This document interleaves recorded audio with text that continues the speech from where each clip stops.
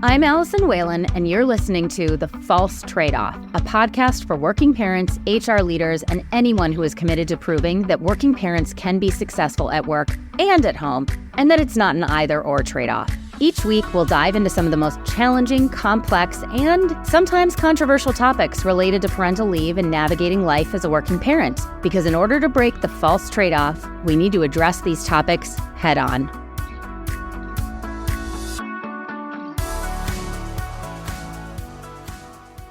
At most organizations, there is an HR leader responsible for the employee experience of parental leave and leave of absences more broadly.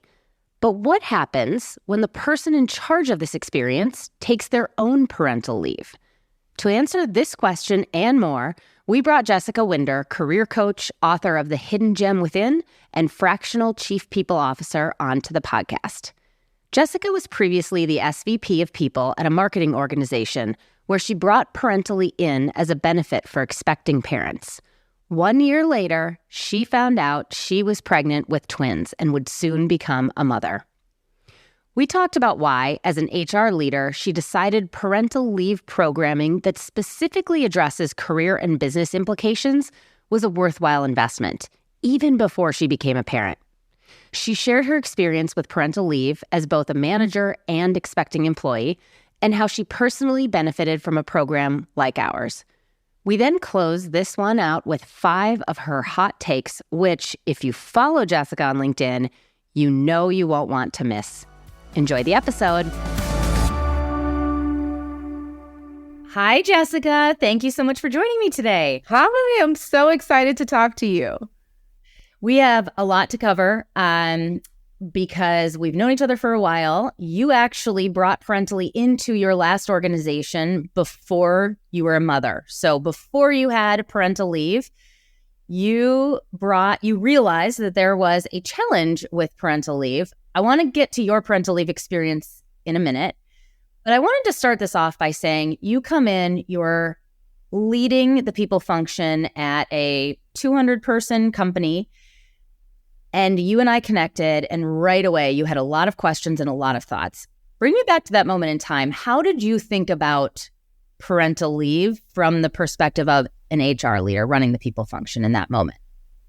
Yeah, I instantly knew from past experience, and mind you, I've been in HR for almost 13 years, is that I've seen people leave a company that were amazing because we did not set them up correctly to come back, or we did not make them feel welcomed back. And so I instantly knew when I heard about the company, I thought, oh, this is amazing. Like, you're coaching people, you're giving people resources, and not just them, but their managers, because I have absolutely seen where managers did not know what to do about parental leave.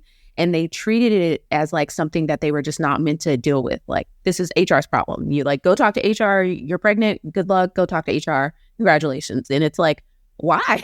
Like, why can't it be interactive? And so when I started with that organization, I knew, because also the demographics. So we were an early stage startup. Most of our employees were between the ages of 25 to 35. That's like prime years for most people that are thinking about family planning. And so I knew, and even when I joined, I think we already had like 3 people that were pregnant. And so I'm like, okay, this is something we need to address, especially because we don't have a lot of coverage. And so I knew it was important because we wanted people that were leaving to come back. And so I always thought about it, like, how can we make sure that they come back and they feel welcomed? And so that was really, really important. I will say that it was a great decision. I'd do it again. I plan to do it again. Any company I go to. How do you make a business case to leadership to invest in parental leave, both from a policy perspective? You extended the policy, which many company leaders will say, oh gosh, we can't afford that.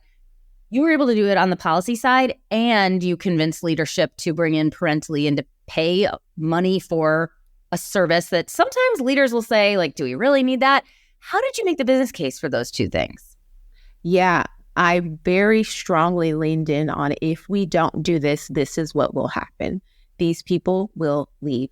And another thing, at the same time, we were working on diversity and inclusion. And so I put it all together, which I think that diversity needs to be a part of it needs to be woven into everything. And so when I was making the argument to implement these new things, that was what I said, is that if we do not have this, then we're going to lose. And I was particularly talking about working mothers. And I was like, we are going to lose these people. And that will then impact, our future leaders. Like, how are we growing people from within and all of these things? I can't lie and say there was not resistance, because there absolutely was. There was resistance to say, we cannot afford this. We are a small startup. And my pushback is we cannot afford not to do it, because how much does it cost to replace these said people? And so if we don't do it, this is what's going to happen. And it took persistence. I am nothing if not persistent. If you tell me no, I'm coming back. And I'm going to ask, like, why this time? And then I'm going to come back with more data. And so it definitely took several conversations to get this in place. It was not easy. And so I want the listener to know that it wasn't just like I asked and I received. That was not the case. I had to keep coming back with more data, and I am a big person on research. So I kept researching, like, what are other startups doing? So another thing with business leaders is they want to know what their competitors are doing. I'm like, well, our competitors are actually offering more time. And so, like, if we can't get to what they're offering, what's the in between? And so one of the things that I think was a win, and I've learned this in HR, is like, even if you don't get everything you want, did you get something? So I didn't get all the time that I wanted to give, but I got an extra 2 weeks. I didn't get, some things, but I got some things. So, and I'm going to keep building on that. So start from somewhere. That's what I would say. Start from somewhere. I thought you did a really great job. Back when we first met, you were really transparent about, here's where we want to get, but it's going to take me some time, and I'm going to pick away at this. And so, and I feel the same way. I also run a small business, and we would love to offer so much more across so many different benefits. And I found that it can be helpful to talk about that and to say, that's where we want to get to, and here's how we're going to get there step by step. And it was so cool for me to watch you do that, because you actually did then get there piece by piece, building towards something that is much better. And I think you're right that a lot of people, they're scared and paralyzed. Like, if I can't get it all, it's this huge mountain to climb. Yeah, it's like an all or nothing mentality. And I'm like, absolutely not. I'm going to get something out of this. So I was like, even if I just get a week, and then next quarter, I'm going to come back and get more time. So just be persistent. So then you became pregnant. So, I did, you rolled this out actually quite a while before you would need the parental leave policy or the parental leave benefit. You also happen to be a career coach yourself. And so I was really excited when you were pregnant for all of the obvious reasons, but also because I was like, wow, this is going to be interesting to hear her perspective as a career coach going through a career coaching experience with parental leave. What was that like for you? Oh my goodness. A whole new world, like Jasmine. And I mean that in an awesome way, because you're right. Like, I'm a leader, I'm a coach, but I was in, deep waters of the unknown. Like, you think that you're ready. And obviously the family planning was something that was on my mind, but it was something that, like, once I got pregnant, and full disclosure, I had twins, and I'm a Black woman. So there were just so many complications and so many fears that I was very transparent about. Like, I am in a road unknown and I'm very scared. And I was very transparent with my leadership team about it. Even, it's funny because I have absolutely coached people on, like, when to tell their employer that they're expecting and, like, how to go about it. And even when I had to do it and I knew my leader would be excited for me, I was still nervous. Like, I was still like, oh my goodness, like, what do I say? And, like, how do I say it? And, like, am I going to feel differently? And, there were a lot of emotions. And I think me being in the thick of it after I have coached people, I'm like, I've coached people from the perspective of HR, not from the perspective of I am also a mother. So it was very, very different for me. And I'm going to be honest, I didn't expect to feel all the emotions that I felt. I thought, like, I know this, like, this is how you do it. Step 1, 2, 3. But then when you have to do it, it doesn't feel that way. And what were your fears in that moment? Explain more why you felt that sort of fear, anxiety. I think for me, the fear I felt was that I had coached women that were more junior in their career. And at the time, I was a senior vice president, and I didn't know any other senior vice presidents that were, like, in my position. And I had recently been promoted. So that was another thing. Like, I had recently gone from a VP to a senior vice president and gotten more responsibilities. And I thought, like, I don't want this to quote unquote get in the way, or I don't want them to feel like I'm not as committed as I was, 2 weeks ago when they didn't know that I was pregnant and I, wasn't saying anything. So I think it was the fear of like, I want to remain to be a good leader and be seen as a good leader, and that I'm going to take this time for myself and for my family, but I'm still committed. I think it was the factor of, am I still committed, which I absolutely was. But I was scared that they would feel differently about it. I totally resonate with that feeling because I felt the same way. Like even with our investors, I had 2 of my children after I started Parentally, and I knew they would be happy. I knew they knew what they were signing up for when they invested with us. And still, I felt like I had to approach that conversation, even though we coach people not to feel this way, that I had to justify, verbalize my continued commitment to the business. And I could almost feel myself coming out of my body in that moment being like, what are you doing? Like you're coming in with this lack of confidence when this is the business model that I run, And so I totally hear you that there's something about it that just sort of stirs up these emotions. You can coach people all day, but when you have to do it for yourself, you have to like find this power from within. Right. And this is funny, I'm a really big sticky note person. I had put a sticky note like when I was like about to tell my leader. Mind you, I absolutely adore her and love her and knew she was going to be happy for me. But in the moment, I literally wrote on a sticky note, like, this is positive. This is something you've always wanted. Even though I'm scared, like I wanted this family. I wanted these daughters. I want this. So then you started the Parentally program. Tell me what that experience was like and what surprised you about doing that work through Parentally. I think what surprised me was very much all of the templates and like all the things that I just had not thought of. Like in my mind, even though I, have done this for other people, I thought, oh, I'm a leader. I'm just going to write down everything I do and somebody's going to do it. Well, no, that's not how it works. And mind you, I only have one person on my team. So I was very much concerned. I think that's my main thing. I was very concerned for her of like, what is she going to have to take on while I'm not here? Not thinking of like, there's some stuff that we could just pause. Like she doesn't have to do everything I'm doing on top of her work. And so when I joined, I really did try to come into it from the mind frame of, I am not an expert in this. Like I am a leader in HR, I'm a leader in coaching, but this is outside of my realm. So I'm going to come into this with very open mind, open heart of like, teach me, help me, guide me. And so my energy from the very start was like, don't think of me as a leader in this, like treat me like everybody else because I don't know what I'm doing. Yeah. Your Parentally coach was very nervous because she said, oh my gosh, Jessica's this force of nature. She's so wonderful. She is a career coach. It's very intimidating when you are a career coach coaching another career coach. But then she said, at least her feedback to us was, it was wonderful, and you could almost make the case that someone who understands coaching almost gets even more out of a coaching experience. Like they understand how this is supposed to work. How did going through that pre-leave period impact your thoughts from an HR perspective? Or did it not? It absolutely did. It really enforced to me the prep work that's needed.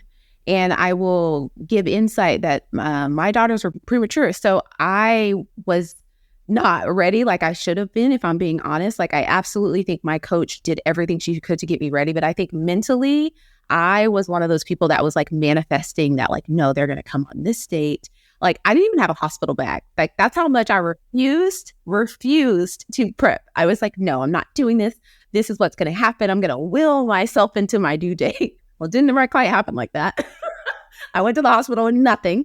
But the prep work was so important, especially when it came to like getting my manager ready. So getting my manager ready and then also getting my employee ready to take over my work. So I think that was the added layer for me. Like if you're a leader, making sure your leadership team is ready and then making sure that your actual department, your actual team is ready. And I was very focused on my department being ready, not necessarily the leadership team, which I absolutely had to put more work into, particularly with my peers. So like thinking about like, how is my leave going to impact like my CFO? How is it going to impact everyone else? Because when I went on leave was, the time that we were doing performance reviews, we were doing employee engagement, we were doing all these things that were annual that we needed to be ready for. So I was just not prepared for thinking about it both ways, thinking about employees and your leadership team. Looking back, what is one thing you did really well before you went on leave and one thing you wish you would have done more of? My coach, we documented like all the templates. I absolutely utilized them. Good. We wrote everything down. Everything was in writing. The time frames were ready. When I text my team and said like, hey, I'm on the way to the hospital, they were like, got it. Good. We have all the documents. Like we had folders. We had everything that we needed in that sense. I actually think when I think about preparing myself, I wish I would have like took more time to think it through for myself. Like I was so worried about getting everybody else ready that I don't think I actually sat down and got myself ready. Yeah. I've thought a lot about that of like, I worked up until with my second and third child, I had induction dates. And so I did the same thing where I worked up until I went to the hospital. And I look back and I think, well, why didn't I just take like a couple days to myself to really get in the headspace? Because then you have these babies and everything is about them at that point in time. Yeah, everything changes. But I wish I would have done that. And I actually, ironically, probably a month before I had the babies, I did take like a week off and I just like read books that whole week and it was amazing. And I was so happy that I did that. But the day that I actually like ended up having the babies, I worked that morning. I was sending out emails and then I was like, oh, you know what? My blood pressure's high. Yeah. My midwife said I should go to the hospital. So I'll be back later. And they're like, wait, what? Oh my gosh.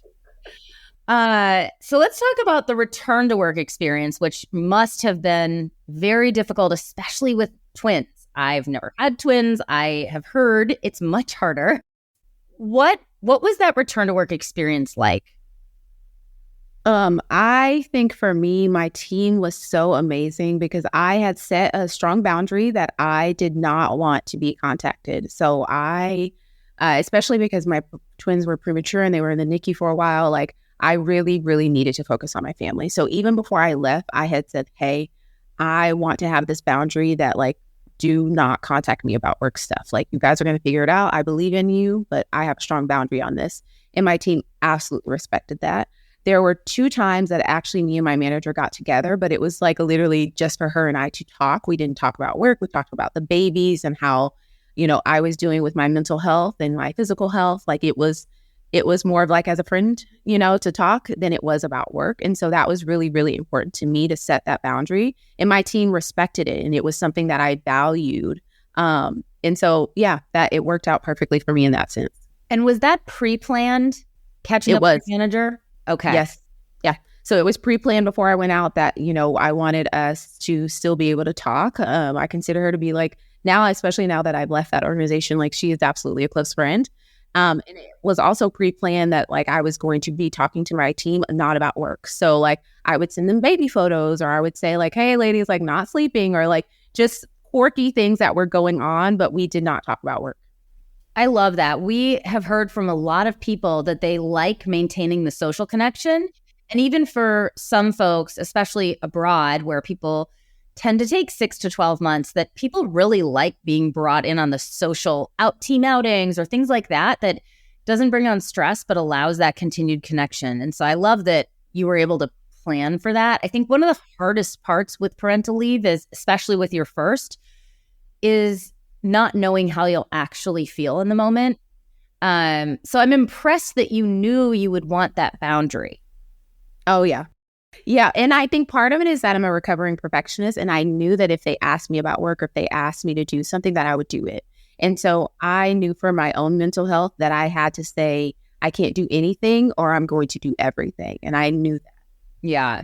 So you returned to work and you returned to work in an environment where there was a lot of change going on. We hear that a lot from people who go through our coaching program, whether their manager was switched out while they are on leave or they return to an environment where there are layoffs happening or the business has totally pivoted or their project has been deprioritized or, you know, and it can be very scary and sort of disorienting. What was that experience like for you to walk back into a scenario that felt very different from what you left? So another thing that my coach was amazing at was talking about like the re-onboarding. So one of the things that my team did, and I think this is amazing because obviously I work in HR, was my direct report did a re-onboarding plan for me. So there was like a phased in approach. Like I was not coming back. I came back, quote unquote, part-time, whereas I wasn't going to every meeting, but I was still like logged in. We have like a new hire spotlight. She did like a rehire spotlight where she like spotlighted me and like we talked about the babies and all that. And we sent it out to the whole company. I was reintroduced to meetings knowing that like I was just going to be there to listen and I wasn't going to have to like, basically participate, just to listen and like get caught up. So that part of it was absolutely amazing. But I can say the week before I was going to come back, I was riddled with anxiety. Mind you, knowing that like my situation, I have a nanny. I want to be honest about that. Like she's in my house with me and I was still, and my twins are upstairs. I'm downstairs. I could go up, at any time. And I was still had so much anxiety. I think the first day I logged in, I had a meeting for 30 minutes and then I logged off and started crying. Like I was just so filled with emotion. And I think my team was so kind to me. And even out of all the things that they did, they gave me space. That's one thing that I would say. And most of the people on my team were mothers already. And so they knew and they were checking in with me throughout the day. Like, how are you feeling? What's going on? So they gave me space that first 2 weeks to where I did not feel pressured to be, quote unquote, back on. I did not feel pressure to be back being like a strong leader. I was very much in a soft girl era. Yeah. That's so important. And it's just even when things are exactly as planned and you know what you're coming back into, it is such an emotional experience. And you're right. You are in a very good position where you have a nanny and the babies are right there. And even still, it's so hard, the context switching to go from this lifestyle of you're doing something totally different. And now all of a sudden you sort of flip that switch back on. What, in hindsight, like if you were to start a new role today as chief people officer somewhere else, what would you do differently? Or what are the things that you would be investigating to make sure that that company is set up successfully to support new parents? I think the first thing I would do is I would contact everybody that's gone on leave and I would want to do like a think section or like, tell me what it was like when you came back. Were you welcomed back? Did anyone acknowledge that you were even back? You know what I mean? Like, were you thrown back in and had expectations set for you? I think it's really, really important within that first couple of weeks that they are not expected to, quote unquote, be back full time. And whatever that means to that person, whether that's meetings, whether that's if they're client facing, are they expected to be back and like presenting the clients on day 2? Like, what does that actually look like? Right. So I think even setting them up that first 30 days is so, so important.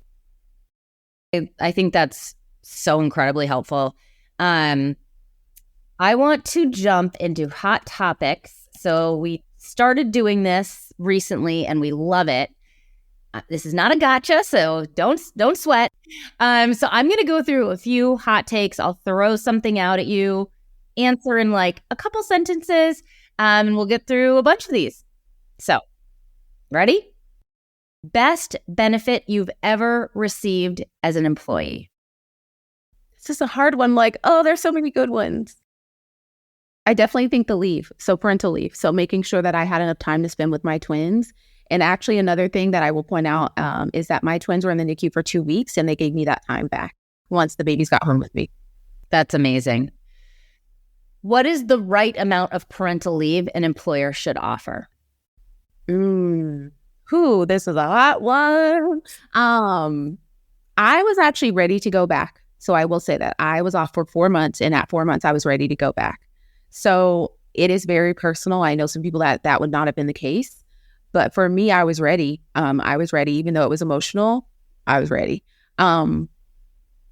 So can I say I don't believe that there should be a standardized? I don't believe that they're like, you know what I mean? Yeah. It's not a real question. It's like kind of an impossible one. What's the one misconception about the HR profession you wish you could change? I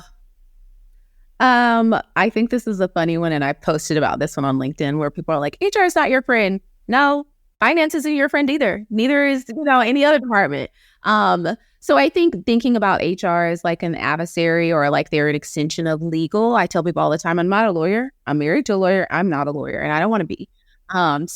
Just that perception of being the gatekeeper, I think, HR can be creative. I think of HR as an ability to be creative. Even utilizing this type of service is a step in being creative in how you think about your employees.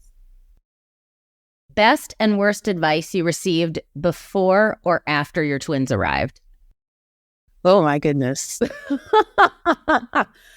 People love to give me twin advice when they had never had twins. So that was really fun.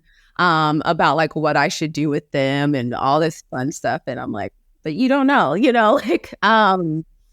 this was an interesting one.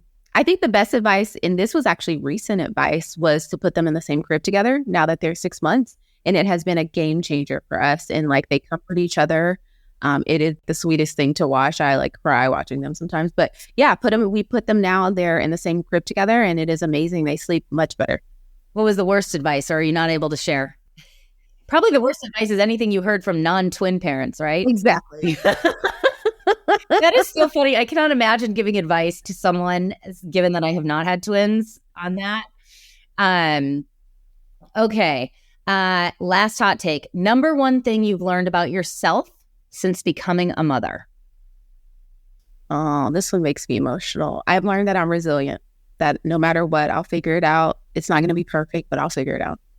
Oh, I love it.